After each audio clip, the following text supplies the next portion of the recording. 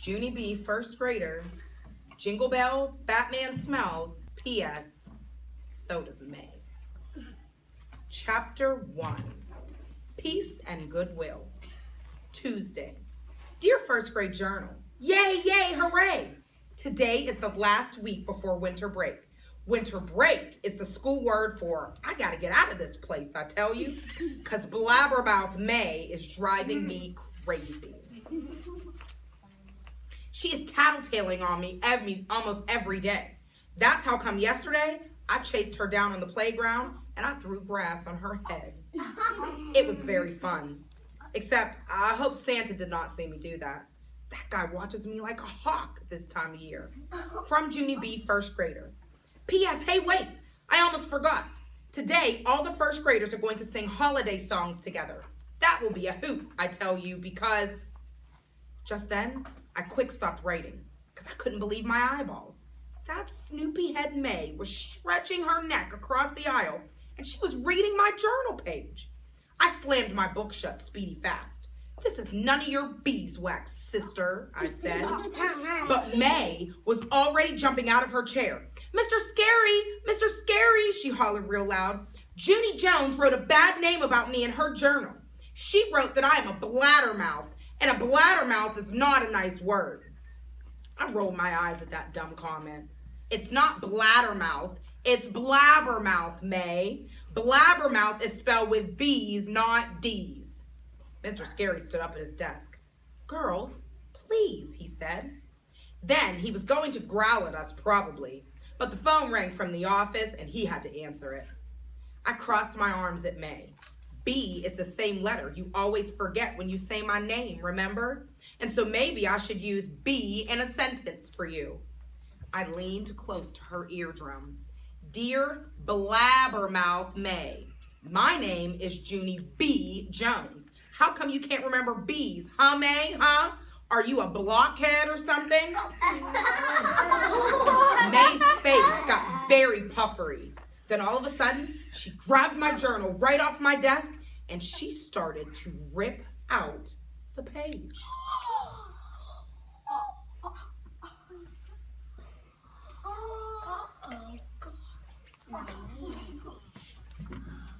I tried to grab it back from her, but May would not let go of that thing.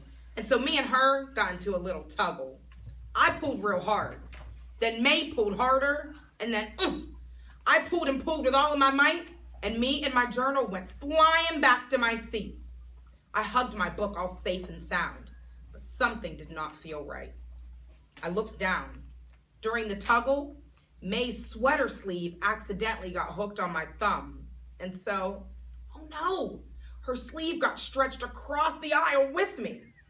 I quick untangled it from my thumb, but the sleeve did not bounce back. Instead, it just stayed on my lap real longish and droopish.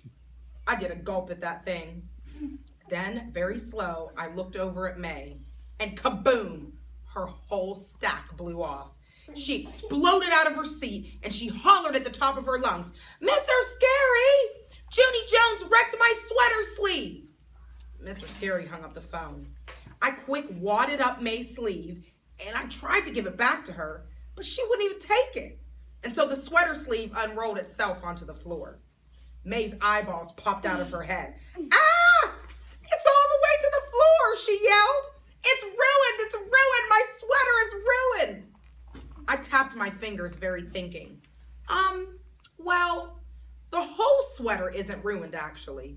It's just that one sleeve, May, I said, kind of quiet. If you grow one arm to the ground, it will fit like a glove, probably.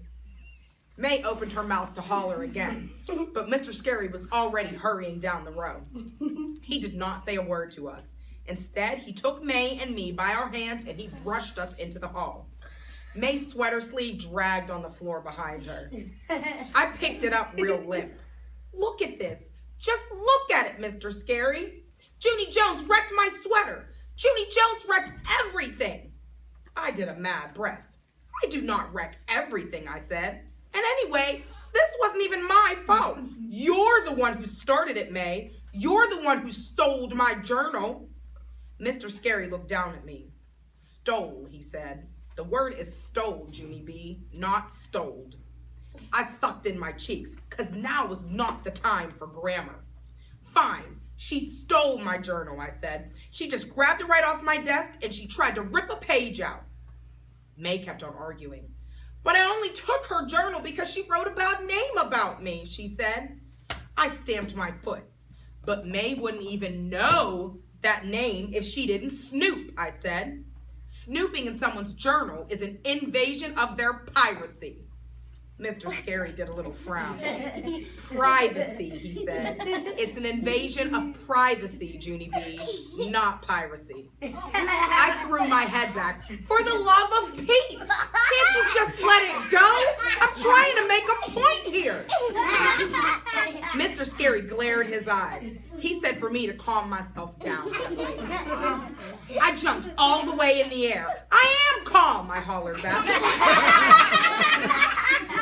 After that, I got marched speedy quick to the water fountain, and I had to drink some sips of water to settle myself.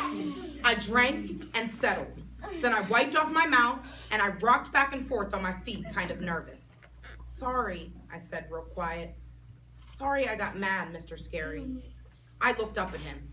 Sometimes grammar makes my head explode. Mr. Scary smiled a little bit. Then he took me back to May, and he talked to us in a calm voice. I really don't understand your behavior lately, girls, he said. The holidays are the time of year when we try to spread peace and goodwill. But you two are treating each other worse and worse every day. Me and May quick pointed at each other. It's her fault, we shouted together. Mr. Scary shook his head. I don't care whose fault it is, he said. If you two have another fight today, there will be no holiday sing-along for either one of you. Instead, you'll be parking yourselves in the principal's office for the afternoon. My body did a shiver at those words. Because I've parked at the principal's office before, that's why. And there's not a lot of singing that goes on down there. So what's it going to be, girls, said my teacher. Do you want to shake hands and make up? Or do you want to spend the afternoon at the office? My eyes glanced over at May. She was standing still as a statue, and her eyes were staring at the floor. I waited and waited for her to shake hands with me, but she did not look up. Finally, Mr. Scary tapped his annoyed foot at us. Well, he said again. I waited some more, but May still did not budge herself. That's how come I did a big, loud breath, and I picked up May's long sweater sleeve, and I gave it a shake. There, fine, I shaked with her, I said. Shook, said Mr. Scary. Whatever, I said. Then I dropped the sleeve back on the floor, and I kicked it over to May with my foot. She did a gasp. Then she quick picked it up and swatted the dirt off on my pants. Hey, quit it, I yelled. Mr. Scary snapped his loud fingers at us.